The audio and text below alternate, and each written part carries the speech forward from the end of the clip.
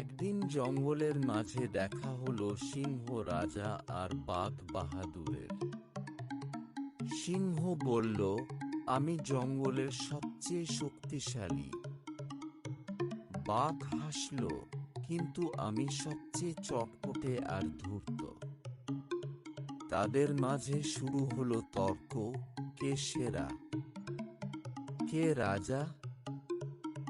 বন জঙ্গলের সব প্রাণীরা জড়ো হলো দেখতে এই মজার লড়াই। কচ্ছপ দাদু বললেন, শক্তি আর বুদ্ধির পরীক্ষা হলে বুঝতে পারা যাবে কে আসল বনে রাজত্ব করে। পরীক্ষা শুরু হলো 3 ধাপে। 1, দৌড় প্রতিযোগিতা। 2, ধাঁধার উত্তর। 3, সহযোগিতার কাজ। প্রথম ধাপ, দৌড়। সিংহ দৌড়ালো গর্জন করে, বাঘ ছুটল নরম পায়ে। বাঘ আগে পৌঁছালো, কারণ সে ছিল হালকা আর ফুরফুরে। দ্বিতীয় ধাপ, ধাঁধা।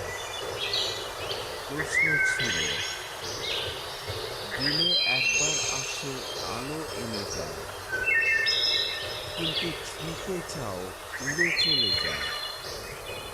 কে সে? সিংহ ভাবছে।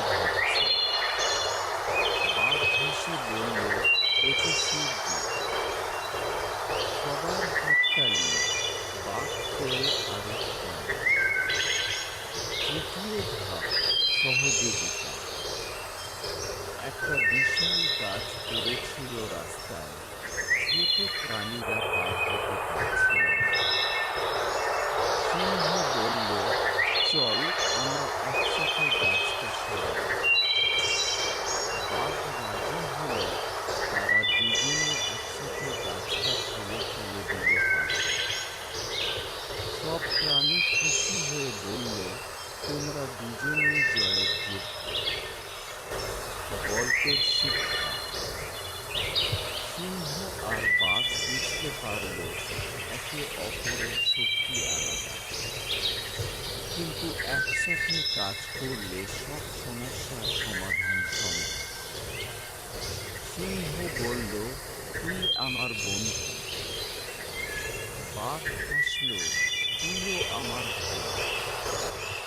সেই থেকে জঙ্গলে শান্তি, সিংহ আর বাঘ